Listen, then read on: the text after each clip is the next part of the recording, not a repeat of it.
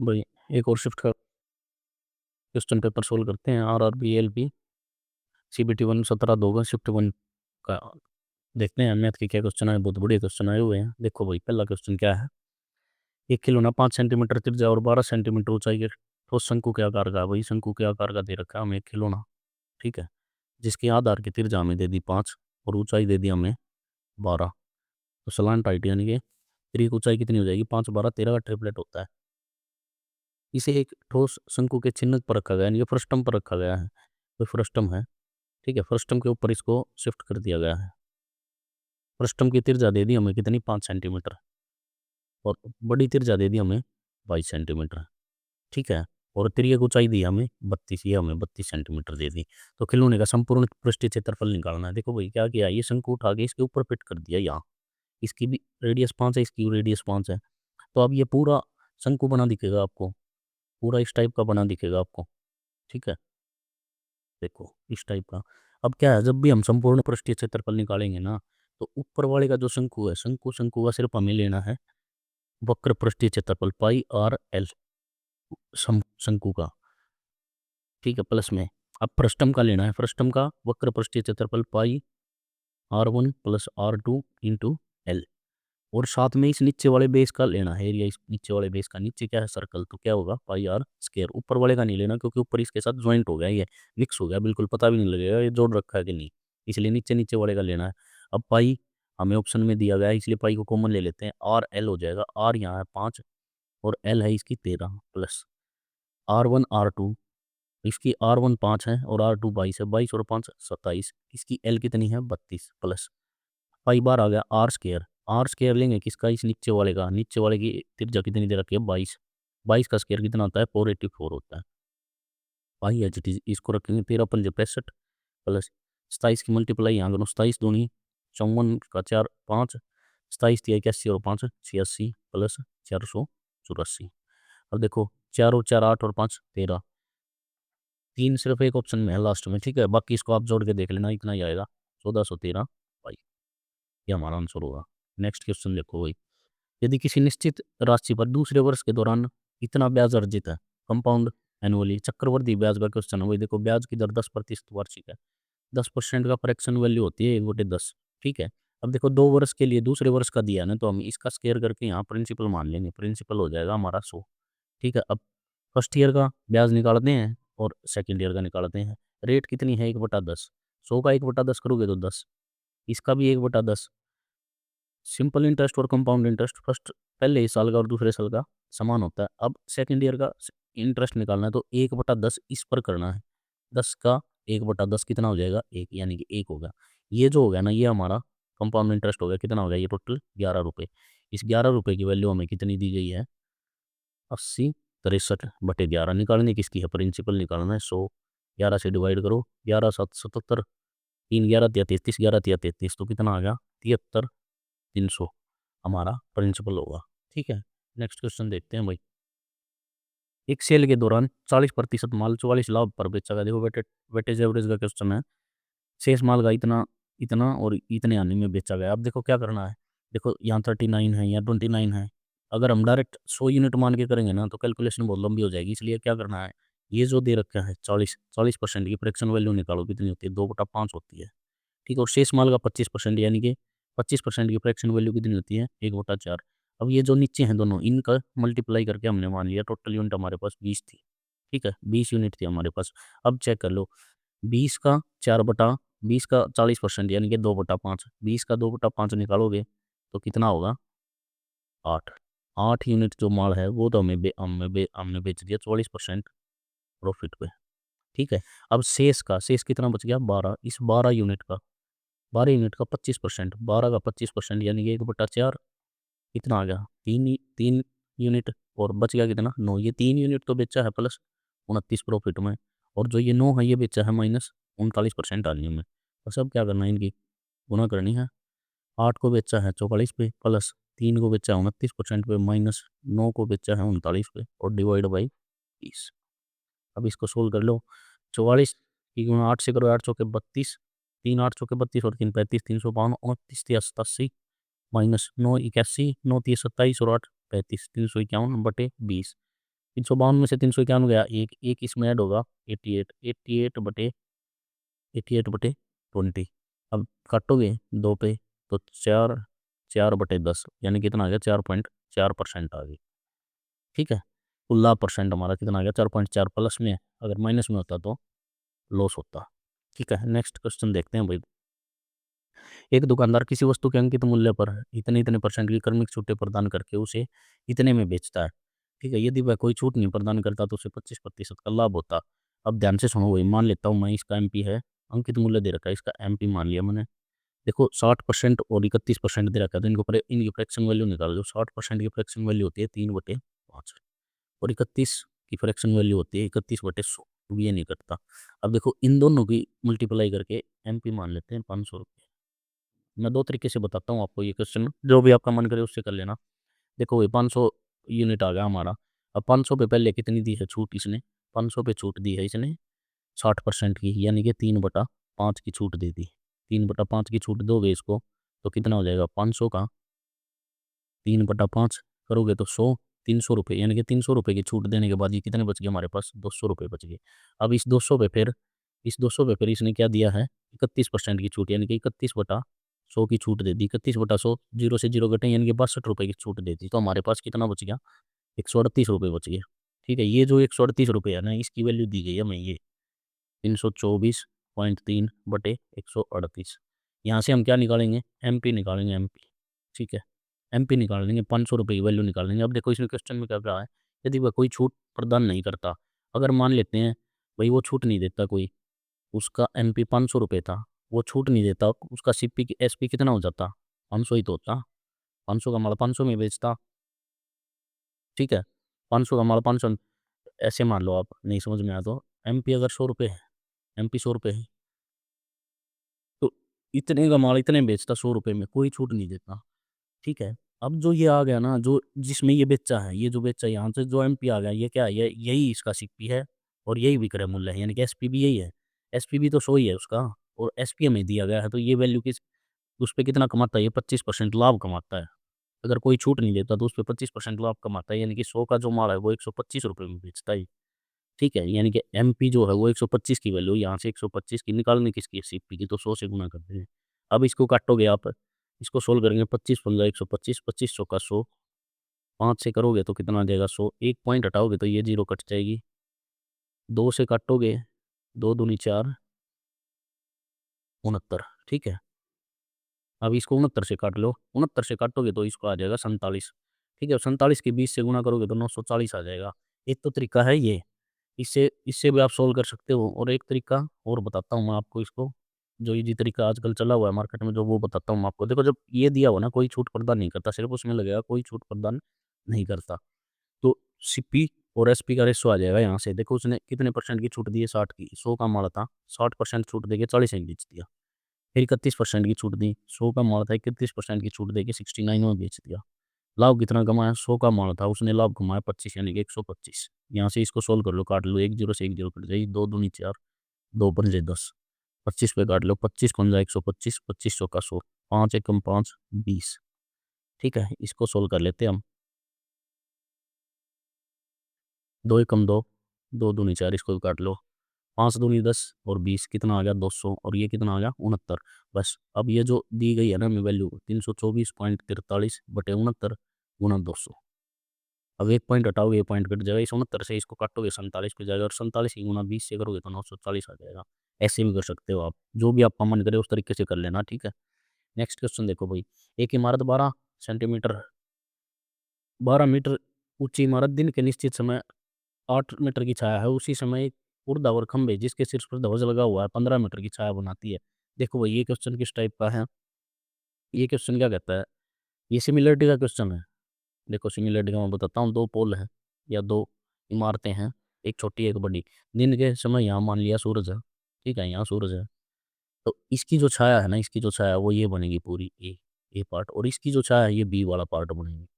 ठीक है, अब क्या होता है, जब ये एंगल 90 है, ये एंगल 90 है, ये थीटा, ये दोनों में कॉमन होता है, तो ये क्या होता है, ये भी बराबर हो जाते हैं क्योंकि सिमिलर हो जाती है।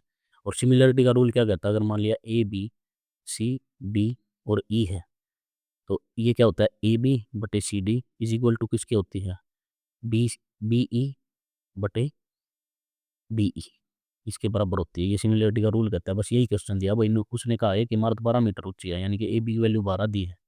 उसकी छाया कितनी है? 8 मीटर की छाया। उसी समय एक ऊर्ध्वाधर खंबे पर एक खंबा है, ऐसा खंबा, उसके ऊपर एक फ्लैग और लगा। फ्लैग की हाइट दी हमें 3 मीटर, ठीक है। इसकी ऊंचाई तो मान ली हमने h है, प्लस फ्लैग की दी हमें 3 मीटर, और उसकी छाया कितनी बनती है? 15 मीटर की। बस इसको सोल्व करना है। 4 दूनी 8, 4 तिये 12, h plus 3 is equal to 15 तिये 45/2।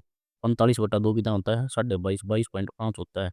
डिवाइड करेंगे तो इसको, और 3 परली तरफ जाके घटेगा, -3, तो कितना आ जाएगा? 19.5 आ जाएगी। पोल की हाइट 19.5 आ गई, ठीक है। 19.5 आंसर होगा इसका। नेक्स्ट क्वेश्चन देखो भाई। एक स्थानीय समूह में 2100 सदस्य हैं।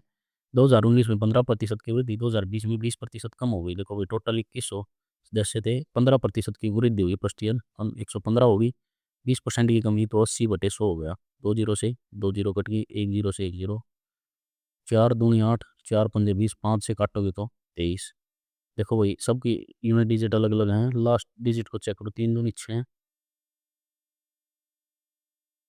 अच्छा 2 चौके 8, 2 पे करना, 2 चौके 8, 4 तिये 12, लास्ट में 2 आ गया तो 1932 आ जाएगा, ठीक है। नेक्स्ट क्वेश्चन देखते हैं भाई। किसी विद्यार्थी के अंक गलती से 96 की जगह 32 दर्ज हो गए। 32, 96 की जगह कितने दर्ज हो गए? 32। कितना डिफरेंस आ गया? 4 और 6, 64 का डिफरेंस आ गया। तो n गुना में 4/3 की कमी आ गई। इसको काटोगे, 16 चौके 64, इसकी यहाँ गुना करोगे 16 तिया 48 हो जाएगा। नेक्स्ट क्वेश्चन देख लो भाई। किसी वस्तु का अंकित मूल्य है, उसके क्रय मूल्य से 10% अधिक है, ठीक है भाई। अंकित मूल्य है ना, सीपी से कितना अधिक है? सीपी और एमपी का रेशो, ये सीपी 100 है, ठीक है। तो एसपी कितना दे रखा? एमपी कितना दे रखा? 110 है। अब क्या कहा उसने? अंकित मूल्य पर एमपी पर 10% की छूट प्रदान कर दी। इस पर 10% की छूट, 110 का 10% निकालना हमने, कितना होगा? 11 रुपये। 11 रुपये की छूट दोगे तो कितना आ जाएगा? 99 हो जाएगा। कुल लाभ और हानि पूछा, 100 रुपये का मान 99 में बिक गया तो कितना होगा? 1% का लॉस होगा, ठीक है। और भी कई सारे तरीके हैं इसके। रेशो पर से भी कर सकते हो आप, और सक्सेसिव से भी कर सकते हो। X plus Y plus x Y divide by 100, इससे भी कर सकते हो आप, किसी भी तरीके से कर सकते हो। इजी क्वेश्चन है। नेक्स्ट क्वेश्चन देखते हैं भाई। त्रिभुज पी के वार में बिंदु एम एन क्रमशः भुजाओं का इस प्रकार स्थित है कि पी के ओ एम आर समांतर है। देखो भाई, एक त्रिभुज है, एक त्रिभुज पी के आर, पी क्यू और आर। एम जो एन है, एम एन जो है, वो इन पे दे रखे हैं, इन दोनों भुजाओं पे, पी के ऊपर और पी आर पे। कैसे दे रखे हैं? जो क्यू आर है ये पैरेलल है किसके? एम एन के, ठीक है भाई। अब उसने क्या कहा है? पी एम का रेशो 4:7 है। त्रिभुज पी एम का, इसका एरिया दे दिया हमें 36, इसका पूछा है। देखो भाई, इसमें क्या होता है, जब भी हम सर्वांग सम या सिमिलरिटी हो जाती है जब, तो जब हम थेल्स थ्योरम के द्वारा एरिया निकालते हैं, थेल्स थ्योरम जब प्रूव होती है, तो उसमें एरिया क्या होता है? ऊपर वाली जो त्रिभुज होती है, त्रिभुज P M N divide by त्रिभुज पी क्यू आर, ये किसके बराबर होती है? साइड का रेशो एम एन बटे में पी क्यू, इसका स्केयर होता है, ये एरिया होता है। तो हमने क्या करना है? इसका एरिया में दिया, इस बड़ी त्रिभुज का एरिया निकाल लेंगे। बड़ी त्रिभुज का एरिया निकाल के घटा देंगे इसको, तो इस बीच वाले पोर्शन का आ जाएगा एरिया। एक तो तरीका ये है, इस तरीके से हम निकालेंगे तो पी क्यू आर का आ जाएगा। देखो, इसका होगा 36। त्रिभुज पी क्यू आर का एरिया मैंने मान लिया एक्स है, ठीक है। एक्स निकाल लो यहाँ से। एम एन का स्केयर यानी कि 4 का स्केयर 16, ठीक है। पी क्यू ये पूरी है, टोटल 11, कितना हो जाएगा? 11 का 121, इससे इसको काटो, 4 चौके 16, 4 नीम 36, 121 की गुणा यहाँ से एक्स की वैल्यू आ जाएगी 121 की गुणा 9 से डिवाइड बाई 4, ठीक है। अब ये एक्स की वैल्यू आ गई। अब हमें निकालनी है इस पोर्शन की निकालनी। इस पोर्शन की का मतलब क्या है? पी क्यू आर जो है बड़ी त्रिभुज, इसमें से छोटी का एरिया घटा देंगे। बड़ी का एरिया ये आ गया 121 गुणा 9 डिवाइड बाई 4, माइनस कितना है वो? 36। इसको घटा लो भाई, देखो इसको गुणा कर लो।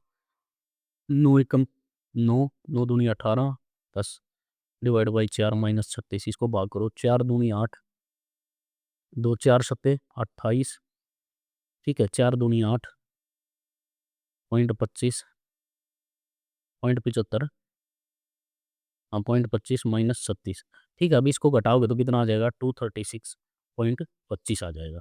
ये आंसर होगा आपका।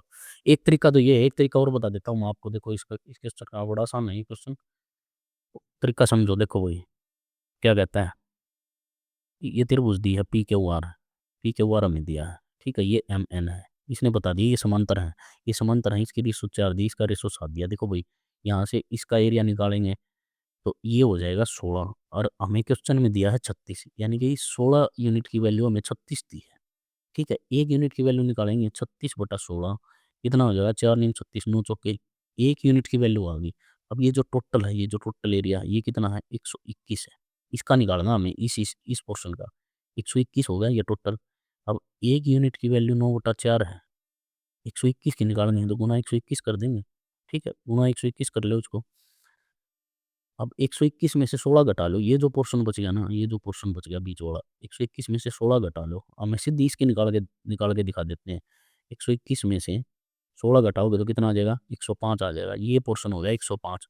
1 यूनिट की वैल्यू हमें 9/4 दी है तो डायरेक्ट 105 की भी निकाल सकते हो आप यहाँ से। देखो 9 पंजे 45, 9 एकम 9/4, इसको डिवाइड करो, 9 दूनी 8, 1 4 तिया 12, 2 4 छिक्के 24.25, 236.25 आ गया। ऐसे भी कर सकते हो आप, तो ये शॉर्ट ट्रिक है। ठीक है, नेक्स्ट क्वेश्चन देखो। ए और बी एक काम को 10 दिन में करते हैं, ए प्लस बी इसी काम को 10 दिन में करते हैं, बी प्लस सी उसी काम को 15 दिन में करते हैं, सी प्लस ए इस काम को 20 दिनों में करते हैं। ठीक है, टोटल काम आ जाएगा 60, ये 6 ये 4 ये 3। अब बोल रहा है ये अकेले सी काम कितने दिन में पूरा करेगा। अब देखो इनको जोड़ोगे ना तो डबल हो जाएगा, ये ए प्लस बी प्लस सी, क्योंकि 2A है 2B हो गया 2C जोड़ दिया तो इनकी एफिशिएंसी कितनी होगी, 6 और 4 10 और 3 13 होगी। तो यहाँ से A प्लस बी प्लस सी की एफिशिएंसी निकाल दोगे 13/2 यानी कि 6.5 आ जाएगी।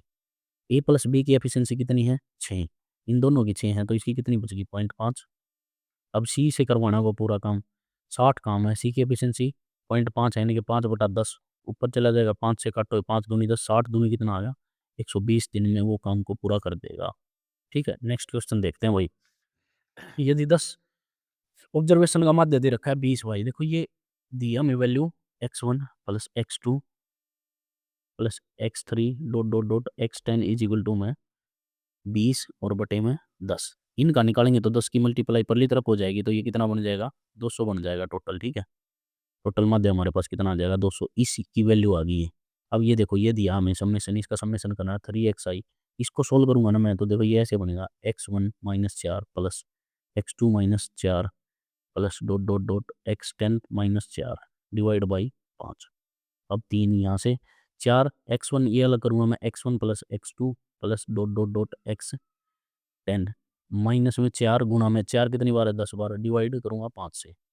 3 ऐसे इसकी वैल्यू निकाली हमने 200, माइनस में 4 की 10 से गुणा करोगे 40/5, 200 600, 600 में से 40 घटाओगे तो कितना आ जाएगा 560, 560/5, 5 एकम 5, 5 एकम 5, 5 दूनी 10, 112 आ गया। ठीक है, नेक्स्ट क्वेश्चन देखते हैं भाई। एक धनराशि है 5890 रुपये। ठीक है, उसने 3 बंदों में बांटी है, आलोक गीता और सुरेश, आलोक गीता और सुरेश में बांटी है। ठीक है, इसने कम करके दिए हैं कितने, इससे 320 रुपये कम किए हैं, इसके 590 रुपये कम किए हैं और इसके 750 रुपये कम करके, और लास्ट जो रेशो है उसका बन गया 9:3:6। अब क्या करना है, इन तीनों को जोड़ो, इन तीनों को जोड़ेंगे तो हम 0 9 और 5 14 और 2 16 का 6 हासिल लग गया, 1 7 और 5 12 और 3 15 और 1 16, 1660 रुपये आ गए। ठीक है, 0 3 2 और 4 4230 रुपये हो गए हमारे पास पेंडिंग रह गए। तो अब ये किसकी वैल्यू है, 9 3 12 और 6 18 की वैल्यू 4230/18। कैसे भी काट सकते हो, 6 पे काट लो, 6 3 18, 6 7 42, 6 पंजे 30। ठीक है, 3 से काट लो अब, 3 दूनी 6, 3 3 9, 3 पंजे 15, 235 यूनिट आ गई, 235 रुपये आ गए 1 यूनिट वैल्यू के। तो अब गीता का हिस्सा निकालना, गीता गई कितनी थी 3, यानी कि 235 गुना 3, 3 पंजे 15, 1 3 3 9 10, 3 दूनी 6 और 1 7, 705 रुपये आ गए। 705 तो इसके आगे, और जो कम कितने किए थे 590 रुपये कम किए थे हमने, 5 9 7 और 5 12, तो कितना आंसर आ गया इसका 1295 आंसर आ गया। ठीक है, नेक्स्ट क्वेश्चन देखते हैं भाई। इतनी धनराशि 15% वार्षिक साधारण ब्याज की दर से 3 वर्ष में 480 रुपये हो जाएगी। देखो भाई 3 वर्ष की साधारण ब्याज की दर कितनी होगी 15% होगी, 15% की वैल्यू दे रखी है 480 रुपये। तो हमें किसकी निकालनी है 100 की, 480 वैल्यू है 15 की और निकालने की है 100 की। 15 से काटो, 15 ते 45, 15 दूनी 30, तो कितना आ गया 3200 रुपये। ठीक है, नेक्स्ट क्वेश्चन देख लो भाई। यदि एक समवृत्ताकार बेलन के आधार की त्रिज्या समवृत्ताकार, ठीक है, इतनी घटा दी जाए तो उसकी ऊंचाई 129% बढ़ा दी जाए। आयतन में वृद्धि बतानी है भाई। देखो आयतन होता है पाई आर स्क्वायर एच, पाई तो कांस्टेंट होता है, आर के स्क्वायर में वृद्धि हो रही है और एच के सिंगल में वृद्धि हो रही है। देखो अब इसको दो तीन तरीकों से कर सकते हो आप, रेशो से भी कर सकते हो इसको, मल्टीप्लाइंग फैक्टर से भी कर सकते हो इसको, ठीक है, और सक्सेसिव से भी कर सकते हो, x plus Y plus x Y divide by 100, क्योंकि देखो 19 तो 2 बार घटेगी और 129 प्लस में ये बढ़ेगी। ये फॉर्मूला लगाओगे तो ईजी रहेगा, क्योंकि कैलकुलेटिव है, 29 है और 129 है, ये कैलकुलेटिव है, सारा कैलकुलेट करना पड़ेगा, इसलिए ये तरीका लगाओ। पहले इन दोनों में लगाओ, देखो 129 माइनस 19, माइनस आ जाएगा 129 गुणा 19 डिवाइड बाई 100, ठीक है। अब देखो इसमें से घटाओगे तो 110 हो गया, माइनस इसकी मल्टीप्लाई करो, 19 निमा 171, 17, 19 दूनी 34, 34 में 17 जोड़ोगे तो कितना आ जाएगा, 1151 आ गया, ठीक है। 51 का एक असल लग गया 5, और 19 एकम 19 और 5 24 डिवाइड में 100 है, ठीक है।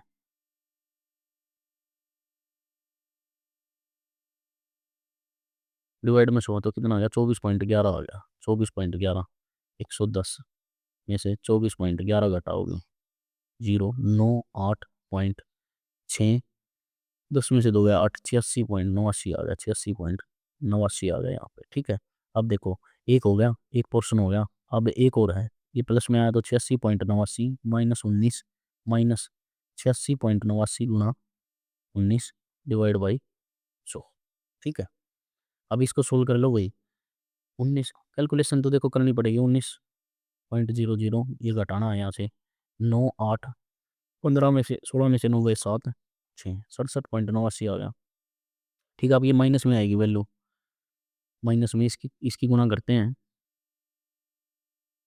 इसकी मल्टीप्लाई करते हैं हम, 86.89 की मल्टीप्लाई 19 से करनी है, ठीक है।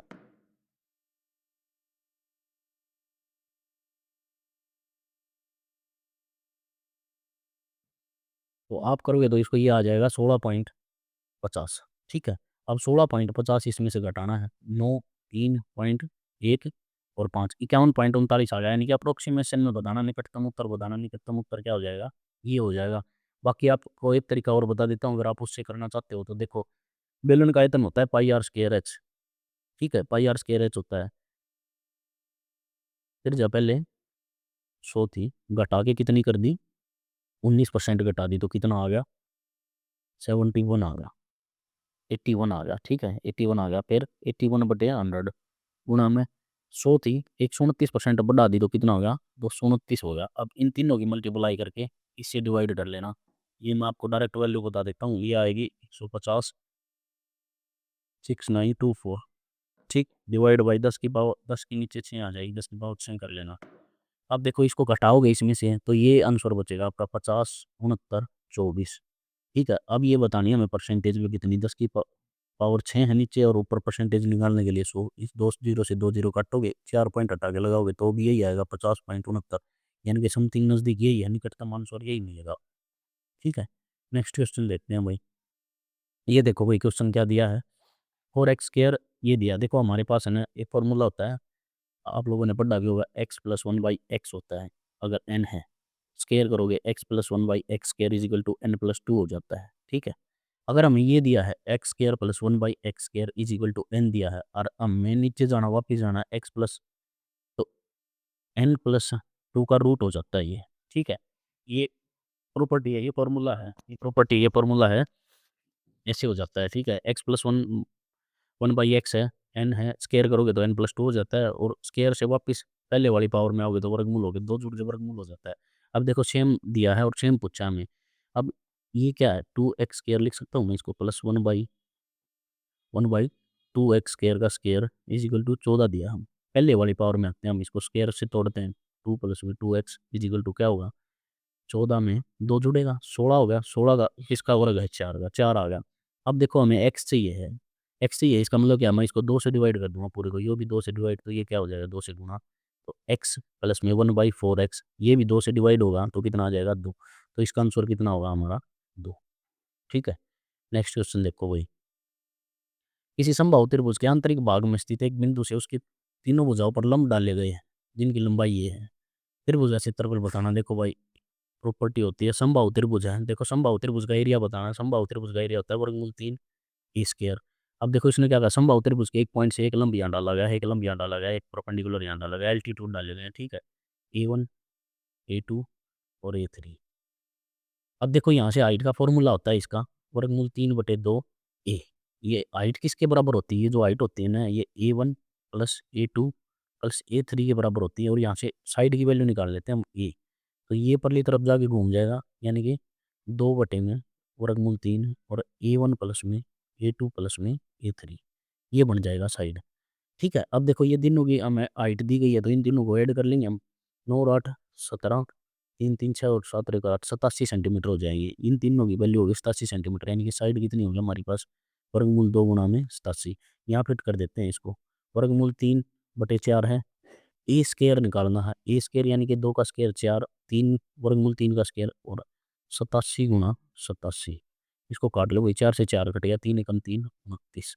ये 29 की अब 29 की मल्टीप्लाई किस में करनी है, 87 में। इसको करो भाई, 7 नीम 63 का 3 असल लगे 6, 7 दूनी 14 और 6 20 गुणा 8 नीम 72 का 2 7, 8 दूनी 16 और 7 23 23, 3 2 5 और 2 25 23 आ गया इसका आंसर। ठीक है भाई, तो 25 23 वर्गमूल कितना आ गया 3, ये हमारा एरिया आ गया इसका समबाहु त्रिभुज का। लेकिन हमें क्या कहा है उसने, यदि त्रिभुज का क्षेत्रफल ये है, यानी कि m की वैल्यू तो ये है, m की वैल्यू हमारे पास है 25 23 और k की वैल्यू कितनी है 3।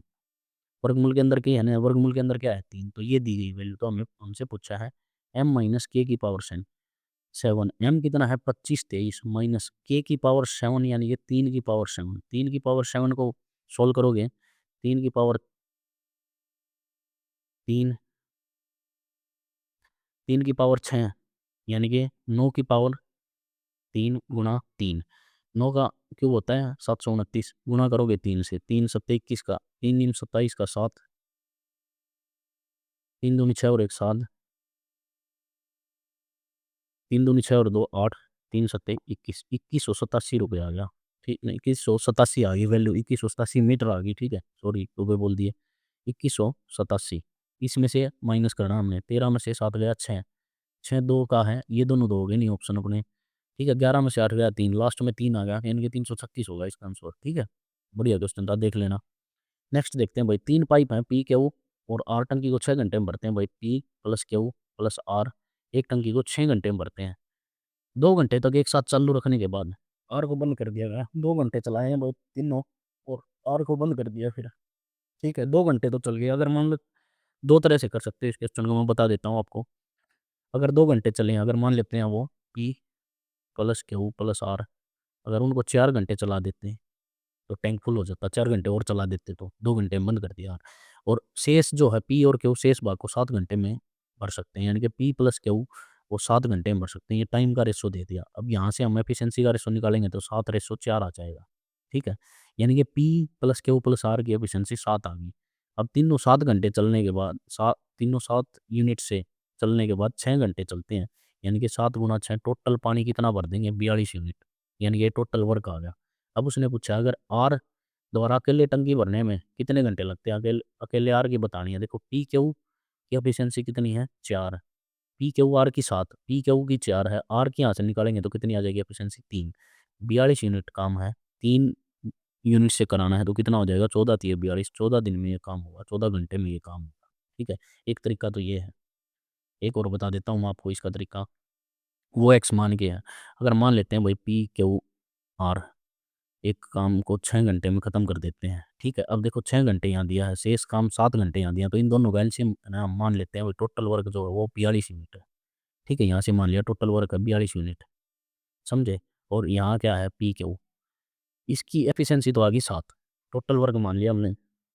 ठीक है, अब देखो उसने क्या कहा है, एक साथ चालू करने के बाद, एक साथ चालू कर दिए पी क्यू और आर, पी क्यू आर एक साथ चालू करे, 2 घंटे चला दिए, इन तीनों की एफिशिएंसी 7 है, तो 7 गुणा 2, इतना खाली कर दिया उन्होंने, इतना भर दिया पानी उन्होंने 14 यूनिट, 2 घंटे में 14 यूनिट भर दिया, टोटल था इतना।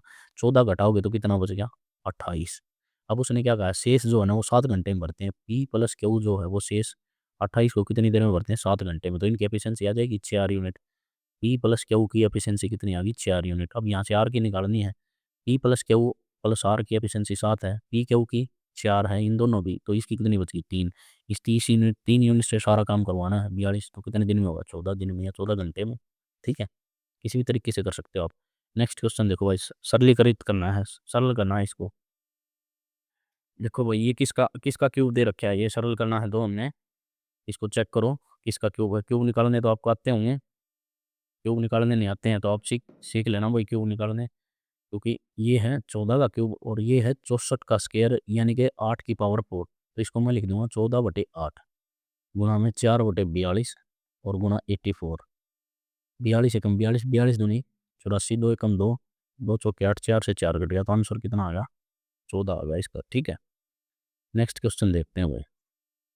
ये सरल करना, बोर्ड मास का क्वेश्चन आया बस सिंप्लीफिकेशन में। देखो सबसे पहले तो इस ब्रैकेट को सोल्व करते हैं। ठीक है, ये वाले ब्रैकेट, मंझला ब्रैकेट को सोल्व करते हैं। 2 माइनस ब्रैकेट में 2 माइनस 4, इसको सोल्व करेंगे। 2 माइनस का 2 आएगा यहाँ से, माइनस माइनस प्लस 2 हो जाएगा, यानी कितना हो गया, 4। अब इस 4 के बाद 3 यहाँ मल्टीप्लाई में, तो 4 3 कितना हो गया, 12। 12 के बाद यहाँ भाग में 2 है, तो ये कितना हो जाएगा, 6। यहाँ से 6 मिल गया। अब 2 माइनस में 6, ये ब्रैकेट है और 2 माइनस है, ये कितना हो जाएगा, माइनस का 4, ब्रैकेट खुलेगी तो प्लस का 4, यानी कि कितना आ गया, 6। इसका आंसर कितना होगा, 6 होगा। नेक्स्ट क्वेश्चन देखते हैं भाई। एक रेसिंग कार 160 किलोमीटर की दूरी 80 किलोमीटर की चाल से और अगले 160 किलोमीटर की दूरी 120 की चाल से और अंतिम 160 किलोमीटर की दूरी चाल से तय करती है। रेसिंग की औसत औसत चाल बतानी है भाई, यानी कि एवरेज स्पीड बतानी है। एवरेज स्पीड क्या होती है, total distance upon total time. अब टाइम निकालना है, टोटल डिस्टेंस तो हमें दे दिया 160 ये है, 160 ये है और 160 किलोमीटर ये है, तो कितना हो गया, 16 3 48, टोटल डिस्टेंस तो हो गया 480। अब टाइम निकालना है, टाइम निकालोगे यहाँ से क्या होता है, डिस्टेंस अपॉन स्पीड। अब पहले की निकालो, पहले की निकालो, देखो 160/80 करोगे तो कितना आ गया, 2 आवर, पहले की 2 आवर आ गया। अब देखो इसका भी, तीसरी का भी 2 आवर आ गया, 2 घंटे आ गए। अब देखो तीसरी चेक करो, 160 किलोमीटर जा रही है 120 की स्पीड से, खटो इसको, 4 चौके 16, 4 तिया 12, कितना आ गया, प्लस में 4/3। इसको सोल्व करेंगे भाई, 480, ये हो गया 4, एलसीएम लोगे 4 तिया 12 प्लस 4, ये 3 ऊपर चला जाएगा, 12 और 4 कितना होगा, 16। इसको मैं लिख दूंगा सीधा 16। अब 16 से काटोगे इसको, 16 तिया 48 जीरो, तो 30 तिया कितना आ गया, 90 किलोमीटर पर आवर की स्पीड आ गई, एवरेज स्पीड आ गई है। ठीक है, नेक्स्ट क्वेश्चन देखते हैं भाई। यदि किसी संख्या में क्रमिक रूप से सक्सेसिव वृद्धि है, भाई सक्सेसिव वृद्धि, इन दोनों का सक्सेसिव निकालोगे, एक्स प्लस वाई बटे 100, इन दोनों का निकालोगे तो कितना होगा, 32% होगा। अब इन दोनों का निकालना है, देखो 32 plus 15 plus 32 Guna 15 divide by 100। ठीक है, 32 और 15 कितना हो गया, 47, प्लस इसको जोड़ो भाई, 15 दूनी 30 की जीरो, 3, 15 3 45 और 3 48, डिवाइड में कितना है, 100। इस पॉइंट से ये कटेगा, 4.8 हो गया, 47 में हम जोड़ेंगे भाई 4.8, कितना आ जाएगा, 51.8 आ जाएगा। ठीक है, डायरेक्ट आंसर आ गया इससे। सक्सेसिव रेशो से भी कर सकते हो भाई, 10 से 11 हो रही है, 5 से 6 हो रही है, ऐसे करके। निम्नलिखित में से सबसे बड़ा अनुपात बताना भाई, देखो 8/11 है, ठीक है, 11/13 है और 13/17 है। कई तरीके मैंने इसके बताए हुए हैं आपको, कुछ भी कर सकते हैं आप, इन दोनों में से चेक कर लो, 13 8 104 और 121 हो गया, तो ये वाला बड़ा होगा, ये वाला, इसको यहाँ लिख लेते हैं, वही 11/13, ये बड़ा होगा, लार्जेस्ट बताना है। अब इन दोनों में चेक करो, 13 7 91, 17 पंजे 85, तो ये वाला बड़ा हो गया। अब इसमें से चेक कर लेते हैं 13 और 17 में से, 17 की और 11 की, देखो ये तो हो गया 169, इनका स्केयर होगा। 11 की और 17 की करोगे, 7 8 और 187 हो गया, तो कौन सा बड़ा हो गया, 11/13 वाला बड़ा होगा। ठीक है, ये हो गया, बी ऑप्शन होगा आपका। नेक्स्ट क्वेश्चन देखते हैं वही। आनंद ने एक वस्तु खरीदी जिसकी मरम्मत पर, भाई आनंद है कोई बंदा, उसने एक वस्तु खरीदी 100 रुपये में और 175 की मरम्मत कराना पर खर्चा कर दिया उस पर। ठीक है, फिर उसने भरत को 25% लाभ पर बेच दी, यानी कि 4 की वेल वस्तु 5 में बेच दी, इसकी फ्रैक्शन वैल्यू 1/4 है। फिर उसने 58% की हानि हुई, आगे 58% की हानि मतलब 100 का माल 42 में बेचा गया, इसको काटो हुए कितना हो गया, 20, 2 दूनी 4 21, इसको लिखो 40 और कितना आ गया 21 आया, 20 दूनी 40 और 21। ठीक है, अब ये जो वैल्यू है 3402, ये वैल्यू दी हमें 21 की, वैल्यू निकालनी है हमें 40 की। काटो इसको, 21 से कम 21, 21 से कम 21, 13 30, 21 छिका 126, 21 दूनी 42, 162 आ गया। 162 गुना 40 करना। अब हमें जीरो तो आएगी, 4 दूनी 8, 24 का 4, 2 4 दूनी 6, 6480 रुपये आ गया हमारा। ठीक है, नेक्स्ट क्वेश्चन देखते हैं भाई। एक स्पीड बोट स्थिर जल की चाल में, स्थिर जल में इतनी चाल है उसकी, 16 किलोमीटर की चाल है भाई, धारा की दिशा में इतनी यात्रा करती है, धारा की दिशा में इतनी यात्रा करती है, यानी कि 40 की यात्रा करती है। उसकी स्पीड ये है, दिशा में प्लस हो जाएगा x प्लस 40/16 माइनस एक्स, विपरीत दिशा में इतनी करेगी। तो टोटल टाइम लगता है भाई, देखो 6 घंटे दिया है, 24 मिनट को हम घंटे बदलें बटे 60, 12 दूनी 24, 12 पंजे 60, यानी कि 6 सही 2/5 आ गया। 2/5 को सोल्व करो, 5 छिक्के 30, दूनी 32/5, यानी कि टोटल टाइम कितना आ गया, 32/5 घंटे। अभी ये सोल्व करना भाई, देखो ऊपर से 40 कॉमन ले लो, नीचे एलसीएम लोगे ए प्लस बी, ए माइनस बी, तो ए का स्क्वायर प्लस बी का स्क्वायर, यानी कि 256 का स्क्वायर घटा एक्स का स्क्वायर। यहाँ वैल्यू पुट करोगे 16 माइनस एक्स प्लस में 16 प्लस एक्स, माइनस एक्स से एक्स कटेगा, इन दोनों को जोड़ोगे तो 32 हो जाएगा। बराबर में कितना है, 32/5। अब देखो 40 गुना 32 बटे कितना होगा, 256 माइनस एक्स स्क्वायर बच गया, ये कितना होगा 32/5। इस 32 से 32 कटेगा, इस 5 की मल्टीप्लाई वहाँ और इसकी मल्टीप्लाई वहाँ, 40 पंजा कितना हो गया 200, वहाँ कितना आ गया 256 माइनस एक्स स्क्वायर।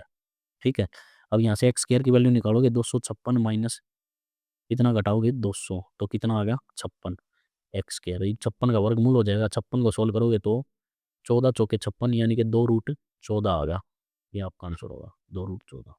ठीक है, नेक्स्ट क्वेश्चन देखते हैं, और लास्ट क्वेश्चन बहुलक वाला। बहुलक बता रखी है, जिसकी फ्रीक्वेंसी सबसे ज़्यादा होगी ना वही बहुलक होता है। देखो यहाँ 41 की चेक करो, 41 एक बार, 2 बार और 3 बार, यहाँ 3 बार है। 49 की चेक कर सकते हो आप, 49 एक बार, 2 बार, 2 बार है। ठीक है, 54 की चेक कर लो भाई, 1 2 3, 54 3 बार है। ये 4 बार है 41। ठीक है, और 55 चेक कर लो, 1 2 2 बार ये है, तो सबसे ज़्यादा बार क्या 41, ये आपका आंसर होगा। थैंक यू, और अच्छा लगे तो कमेंट करना, शेयर करना और लाइक करना।